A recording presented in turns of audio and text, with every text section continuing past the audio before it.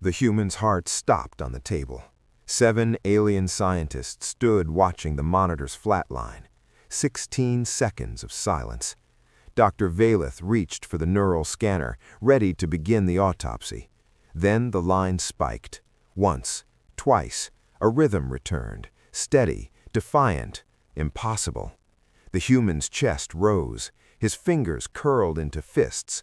When his eyes opened, he didn't scream, he didn't beg. He looked directly at Dr. Veylith, and he smiled. No known species had ever done that, not after what they'd just done to him. Dr. Veylith had spent 42 cycles studying xenobiology. She had dissected over 300 species across 9 galactic sectors. She had cataloged organisms that could survive in vacuum, creatures that could regenerate entire limbs, parasites that could hijack nervous systems across species boundaries. None of them frightened her. Humans did. Not because they were the strongest, they weren't. Not because they were the fastest, or the most venomous, or the most technologically advanced. The Thyren Collective had encountered hundreds of species that outclassed humans in every measurable category. And yet, humans kept winning. They kept surviving things that should have killed them. They kept fighting after their bodies broke. They kept standing up when every biological model predicted they should be dead. And no one in the collective could explain why. That was the purpose of Station Erith 4. That was why Dr. Veylith was here, orbiting a dead moon at the edge of contested space, running experiments on captured human subjects that would have been considered war crimes on any civilized world. She wasn't here to understand humans. She was here to find out how to kill them. The Thyren Collective had ruled the Orion Arm for 11,000 years, 1,200 star systems, 900 billion citizens across 47 species, all unified under the Collective's biological hierarchy. The Thyren themselves sat at the top, evolved predators, 7 feet tall, with exoskeletons that could deflect low-caliber projectiles and compound eyes that could see across 11 spectral ranges. They had conquered their arm of the galaxy not through diplomacy, but through biological supremacy. Every species they encountered was measured, cataloged, ranked. If your biology was useful, you were integrated. If it wasn't, you were subjugated. If you were dangerous, you were eliminated. The system had worked for 11 millennia. It had never failed. Then humans arrived. 31 years ago, a Thyren patrol fleet encountered a small convoy of human vessels near the Kepler Drift. The humans were slow. Their ships were primitive, chemical propulsion, reactive armor, projectile weapons. By every metric the collective used, they were a pre-expansion species barely worth cataloging. The patrol commander ordered their capture for biological assessment. It should have taken minutes. It took 11 hours. 3 Thyren warships were destroyed. A 4th was boarded by humans wearing nothing but pressure suits and magnetic boots, carrying slug-throwing weapons and bladed tools. The patrol commander's final transmission was 4 words long. They will not stop. That transmission changed everything. Over the next 3 decades, the collective engaged humanity 17 times, full military engagements, superior numbers, superior technology, superior firepower. Humanity won 14 of those engagements. The 3 losses? The humans came back, reinforced, adapted, and they took back every system they'd lost, plus 2 more the collective hadn't even been defending. The Thyren High Command was baffled, furious, and for the first time in 11,000 years, afraid, because they could not understand how humans were doing what they were doing. Their soldiers kept fighting with injuries that should have been immediately fatal. Their pilots kept flying after sustaining G-forces that would liquefy Thyren organs. Their ground troops operated in environments so hostile that even the collective's bioengineered shock troopers couldn't survive without full containment suits. Humans walked into those environments in cloth uniforms and face paint, and they won. The collective's strategic analysts ran the numbers 14,000 times. Every model said the same thing. Humans should have been extinct after the third engagement. They were not extinct. They were expanding. So the collective authorized Project Stillpoint, a black site research program with one objective: capture human specimens, study their biology, find the weakness, find the off switch. Find out why they don't die. Dr. Veylith was the program's lead researcher, and after 18 months of study, she had found something that terrified her more than any weapon humanity had ever built. She had found the truth. She had 12 human subjects, 8 males, 4 females, ages ranging from what humans called 22 to 51. They had been captured during skirmishes along the border. Soldiers, pilots, 1 combat medic, and 1 civilian engineer who had been on the wrong transport at the wrong time. Standard collective protocol for biological study was straightforward: sedate the subjects, run non-invasive scans, catalog baseline biology, identify weaknesses. The protocol failed on day 1. The sedatives didn't work, not fully. Thyren standard chemical sedation, calibrated for species with far more resilient metabolisms than humans should have possessed, wore off in hours instead of days. One subject, a female soldier designated H7, metabolized the sedative so quickly that she was fully conscious before the restraint cycle completed. She broke a guard's arm, with her hands still partially bound. Dr. Veylith adjusted the dosage, tripled it. The humans slept longer, but they slept wrong. Their brain scans showed persistent neural activity even under deep chemical sedation. They were dreaming, planning, processing information at a rate that should have been impossible for an unconscious brain. She moved on to physical cataloging, and that was when the real horror began. The first thing she documented was their skeletal structure. Human bones were dense, remarkably dense. Not the densest in the collective's catalog. The Goroth had them beat, but human bones did something the Goroths didn't. They healed. When a Goroth broke a bone, the bone stayed broken. When a Thyren cracked their exoskeleton, the damage was permanent without surgical intervention. When a Vis shattered a limb, the limb was gone. When a human broke a bone, the bone knit itself back together, stronger than before. Dr. Veylith read that finding 3 times before she believed it. Stronger than before. She had her team fracture the left radius of subject H3 under controlled conditions, a clean break. They monitored the healing process in real time.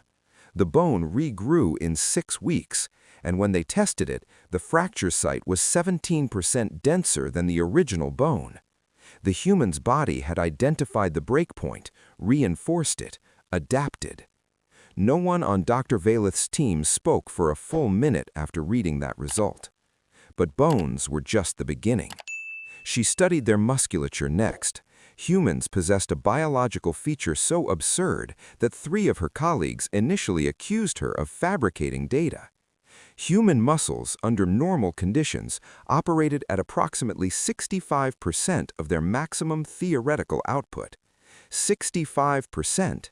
Their bodies deliberately held back 35% of their own strength. Their nervous system contained hardwired limiters, governors, that prevented their muscles from firing at full capacity during normal use. Why? Because at full output, human muscles were strong enough to tear themselves free from their own bones. The human body was literally too powerful for its own structural integrity. But here was the part that made Dr. Veylith's blood run cold. Under extreme stress, what humans called an adrenaline response, these limiters could be partially overridden. A chemical cascade would flood their system, suppressing pain, accelerating reflexes, and unleashing strength that could bend metal, lift objects many times their own body weight, and shatter materials their fists should never have been able to damage. They called it fight or flight. Dr. Veylith called it a biological weapons system. And humans triggered it automatically, without conscious thought, without training, A mother could activate it to save her child. A soldier could activate it when cornered. It was not a decision. It was an involuntary survival mechanism buried so deep in their evolutionary code that they couldn't turn it off even if they wanted to. She documented the adrenaline response across all 12 subjects. The results were consistent. Under stress, human reaction time decreased by 40%. Strength output increased by up to 60%. Pain perception dropped to near zero. Near zero. A human in an adrenaline state could sustain injuries that would incapacitate any Thyren warrior and continue fighting as if nothing had happened. Broken ribs, torn ligaments, lacerations to major muscle groups. They simply did not stop. Subject H11, the combat medic, demonstrated this in an incident that nearly cost Dr. Veylith 3 of her security team. During a routine cell transfer, H11's restraints malfunctioned.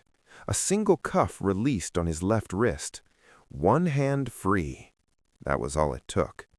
He dislocated his own thumb to slip the right restraint. Then he neutralized 2 guards in under 4 seconds using techniques that Dr. Veylith later learned humans called close quarters combat, a discipline they taught their young soldiers in basic training. They trained for this. They had entire schools dedicated to the art of killing with their bare hands. H11 was brought down by a neural disruptor, a weapon designed to overload the nervous system of species 3 times his size. It took 2 shots. The first one hit him in the chest. He staggered, kept coming. The second caught him in the neck. He dropped. But he was conscious when he hit the floor. His eyes were open. He was breathing. 2 shots from a weapon that killed Goroth soldiers in 1. When Dr. Veylith reviewed the footage, she noticed something else, something that haunted her for weeks after. Between the 2 shots, in the span of a single second, H11 had looked at the security camera in the corridor, directly at it, and he'd mouthed 2 words in his own language. She had them translated. Wrong move. She tripled the security detail that same day. Then came the endurance tests. This was where Dr. Veylith's understanding of biology fundamentally broke. Every predatory species in the Collective's catalog killed the same way. Speed, ambush, venom, overwhelming force applied in a single decisive moment. That was how the galaxy hunted. Humans did not hunt like that. Humans hunted by following their prey, walking, jogging, for hours, for days, across distances that would exhaust any other predator in the galaxy. Their prey would sprint away, and the human would just keep walking. The prey would stop, hide, try to recover, and then the human would appear on the horizon again. They were pursuit predators. They did not chase down their food. They waited for it to die of exhaustion. On Earth, their savage, beautiful, brutal homeworld, humans had hunted animals to death simply by refusing to stop following them. Their bipedal locomotion was so energy efficient, their cooling system so effective, their endurance so far beyond anything evolution should have reasonably produced, that they could outrun every single animal on their planet. Not in a sprint, over a marathon. Dr. Veylith tested this.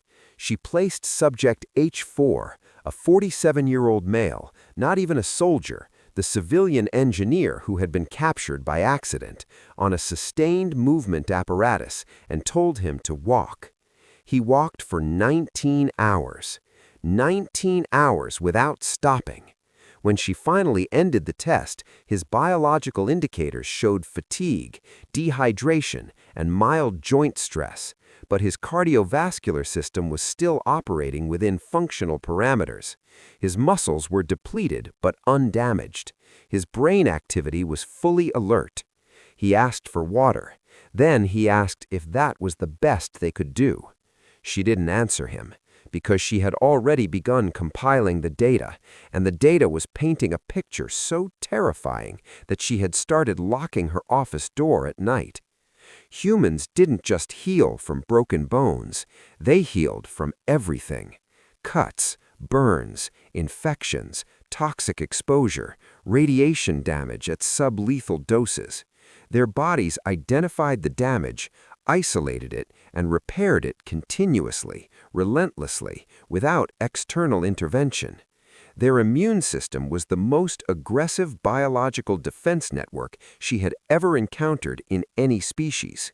It was so aggressive that it occasionally mistook the human's own healthy cells for threats and began destroying them.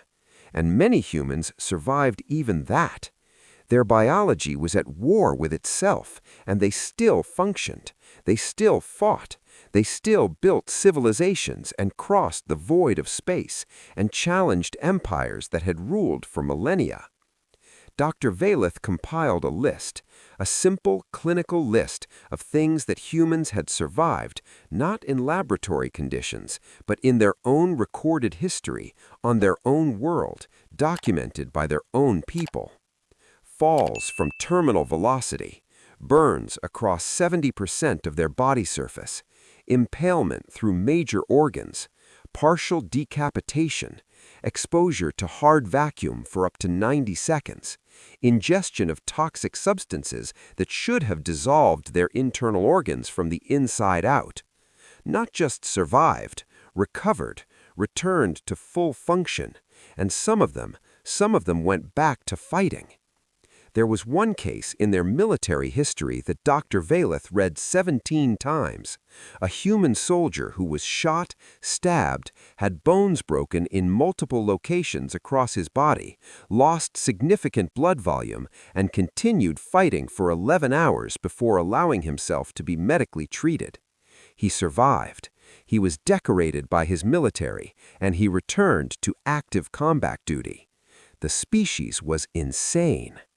But Dr. Veylith's most disturbing discovery wasn't about their bodies at all. It was about their minds. Human psychology was, there was no other word for it, broken. Broken in a way that made them more dangerous than any biological weapon the collective had ever conceived. Humans could adapt to anything, not just physically, mentally, emotionally. Put a human in a hostile environment, and within days they would begin normalizing it. The fear response would diminish, efficiency would increase. They would find patterns, exploit weaknesses, develop countermeasures, build strategies from nothing. They didn't just endure hardship, they metabolized it. They consumed it and converted it into fuel. The collective had a clinical term for the psychological breaking point, the threshold beyond which a sentient mind could no longer function under sustained stress. Every species in the catalog had one. It was considered a fundamental constant of consciousness, as reliable as gravity. Humans didn't appear to have one, or if they did, no one in the collective had found it yet. Dr. Veylith tested this. She subjected the 12 human prisoners to escalating psychological stress protocols, isolation, sleep deprivation, environmental manipulation, sensory overload, unpredictable scheduling designed to prevent any sense of control. The results defied everything she knew about neurology. After 3 weeks of sustained psychological pressure that would have rendered any Thyren permanently catatonic, Subject H7, the female soldier who had broken the guard's arm on day 1, started exercising in her cell. Exercising. Push-ups, sit-ups, running in place. She established a routine. She imposed order on chaos. She adapted to the suffering, and then she used it as fuel to make herself stronger. Dr. Veylith watched the footage 9 times. On the 9th viewing, she noticed something she had missed before, something small, something that changed everything. H7 wasn't just exercising, she was counting, silently. Her lips moved with each repetition. But the numbers didn't match her movements. She wasn't counting reps. She was counting seconds. She was timing the guard rotations. Dr. Veylith felt something she had never experienced in 42 cycles of scientific work. She felt like prey. She immediately ordered a full security audit. She pulled the behavioral monitoring data on all 12 subjects and ran pattern analysis. And what she found made her stand up from her chair so fast that she knocked her data terminal to the floor. They were all doing it.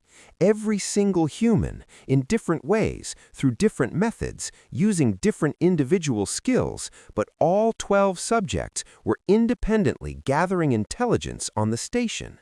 The engineer was studying the cell's power systems through vibrations in the cell wall. The pilots were tracking station rotation patterns by observing starfield movement through narrow observation slits. The combat medic had been memorizing guard biometrics every time one passed his cell, gait patterns, reaction times, dominant limbs. They weren't surviving captivity, they were preparing to end it. 12 isolated humans, no means of communication between them, no shared plan, no coordinating signal, and all 12 had independently begun planning an escape. Because that's what humans did. They didn't accept imprisonment. They didn't resign themselves to death. They didn't break under pressure and wait for it to be over. They planned, they adapted, they waited for the right moment, and then they acted. Dr. Veylith opened a priority channel to Thyren High Command. Her message was 3 sentences long. The subjects cannot be contained long-term. Recommend immediate termination of all specimens. This species does not have a psychological breaking point. High Command's response came in 4 hours. They denied her request. The research was too valuable. They needed the data. They needed to understand the biology before the next military engagement. They needed to find the weakness. Keep studying them, they said. Find the off switch. Dr. Veylith stared at the response on her screen for a long time. Then she quietly started packing a personal evacuation bag. It happened on day 212. Dr. Veylith was in her quarters when the first alarm sounded. She knew immediately what it meant, not because of the alarm. Alarms happened occasionally on any station. She knew because of the pattern. 3 short bursts, 1 long, 3 short. The power grid signature, the one the engineer had been studying for 7 months through the vibrations in his cell wall. He hadn't just been listening to the station, he'd been learning how to speak its language. Subject H4, the civilian engineer, the 47-year-old man who had walked for 19 hours and asked if that was their best, had used a makeshift conductive tool fashioned from the metallic edge of his food tray to send a feedback pulse through the cell's power relay. That pulse cascaded through 6 junction points and triggered a 3-second reset in the containment wing's magnetic lock system. 3 seconds. That was all 12 humans needed. The security team responded in 40 seconds. By then, 4 guards were already down. The humans had taken their weapons, neurodisruptors designed for Thyren hands, too large for comfortable human grip. They used them anyway. H7 led the breach. She moved through the station's corridors with a precision that suggested she had been rehearsing this exact route in her mind for months. Because she had. Every guard rotation she had counted, every patrol pattern she had memorized, every corridor junction she had glimpsed during transfers, it was all part of a tactical map she had built inside her own head. She never hesitated, not once. The combat medic, H11, the one who had mouthed "wrong move" at the security camera 7 months ago, he was right behind her. His dislocated thumb had healed. His cracked ribs from the previous incident had healed. He moved like nothing had ever happened to him. Because to a human, healing wasn't remarkable. It was background noise. Their bodies healed while they fought, healed while they planned, healed while they slept. It was just another thing their biology did without being asked. Dr. Veylith watched the assault unfold on her security feeds from her quarters. She watched 12 humans, unarmed minutes ago, starved, sleep-deprived, subjected to 7 months of captivity and experimentation, systematically dismantle a military-grade research station with 240 personnel. They didn't just escape their cells, they moved with clear tactical objectives. 2 teams, one heading for the docking bay, one heading for the communications array. They were going to steal a ship and call for reinforcements simultaneously. No one gave the order, no one took a vote. They simply assessed the tactical situation in real time and organized themselves by individual capability. Soldiers on point, pilots braking toward the docking bay, the medic moving between teams, providing triage. The engineer, the quiet, middle-aged civilian who should never have been on a battlefield, he stayed behind at the power junction and began systematically disabling station defense systems from the inside.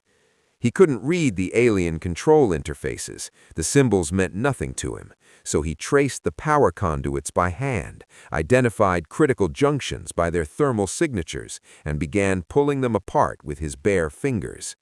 His fingers bled. He didn't stop. Station Aerith 4 had a complement of 240 personnel. 80 of them were trained military security forces. 12 humans cut through them in under an hour. Not because they were superhuman, not because they had powers or genetic enhancements or cybernetic modifications, because they refused to stop. Every time a human was hit, they got back up. Every time a corridor was sealed, they found another way through. Every time the station's automated defenses adapted, the humans adapted faster. Dr. Veylith watched H7 take a neural disruptor blast directly to the shoulder, the same weapon that dropped Gorath soldiers in a single shot. H7 spun with the impact, hit the wall hard, lost her weapon. It skittered across the floor out of reach. She picked up a jagged piece of broken deck plating from the damaged corridor, and she kept going. By the time Dr. Veylith reached the emergency shuttle bay, the battle was over. The humans had taken the communications array, they had seized a transport shuttle in the docking bay, and Subject H4, the engineer, the man everyone had dismissed as a non-combatant, the quiet 47-year-old civilian, had sent a broadband signal on every human military frequency within range. The message was not a distress call. It was a tactical broadcast, coordinates, station schematics, defense capabilities, force disposition. He had mapped the entire station in his head from a locked cell. Dr. Veylith did not try to stop them. She did not sound an alarm. She did not call for reinforcements. She walked calmly to her quarters, picked up the evacuation bag she had packed weeks ago, and headed for the nearest escape pod. Because she understood now. She understood what humans were. She filed her report from the escape pod as Station Aerith 4 fell silent behind her. It was not the report High Command wanted. They wanted weaknesses, vulnerabilities, an off switch. She gave them the truth instead. After 212 days of continuous study, she wrote, I have identified no reliable method of permanently incapacitating a motivated human subject. Their biology is not superior to ours in any single category. They are not the strongest species we have cataloged. They are not the fastest. They are not the most resilient. Individually, they can be matched or exceeded by dozens of species within the collective's hierarchy. She paused, stared at the screen, felt the weight of what she was about to write. Then she continued. But they possess a combination of biological and psychological traits that, taken together, produce something unprecedented in our 11,000-year catalog. They heal continuously and without intervention. They adapt to hostile conditions involuntarily. They suppress their own pain through autonomous chemical response. Their endurance exceeds any known predatory species in the galaxy. Their muscles operate permanently below maximum capacity, holding devastation in reserve that they can unleash under stress without conscious decision. Their minds do not break under sustained psychological trauma. They do not accept captivity. They do not accept defeat. They do not stop. I was asked to find out why humans don't die, she wrote. After 212 days, I have my answer. It is not that they cannot die. They are mortal. They bleed. They break. They can be killed. But they have to be killed, because they will never, ever stop on their own. You cannot wait them out. You cannot starve their will. You cannot wear down their resolve. You cannot break them with pain or fear or isolation or time. It is not a choice they make. It is not courage. It is not training. It is what they are. My recommendation to the Thyren High Command is as follows. Do not study humanity further. Do not provoke them. Do not engage them. Do not give them a reason to come for you. Because if you do, they will come. They will adapt to whatever you throw at them. They will heal from whatever damage you inflict. They will learn from every defeat you hand them, and they will keep coming, wave after wave, generation after generation, until there is nothing left of you but a cautionary tale they tell their children. I have spent my career believing that biology determines destiny, that the strong consume the weak, that evolution rewards the superior organism. Humans have proven me wrong. They are not the superior organism. They are the persistent one. And in a galaxy that has always rewarded strength and speed and power, persistence is the thing no one prepared for. She transmitted the report. She powered down her console, and she sat in perfect silence as the escape pod carried her into the void. Behind her, growing larger in the distance, a human battle fleet dropped out of transit. Their hulls were scarred, their weapons were hot, their comm channels burned with a single repeated message, the coordinates that H4 had sent from a locked cell using a piece of a food tray and 7 months of patience. They had come for their people. They always come for their people. Humanity actual, not a myth, not a legend, the real thing.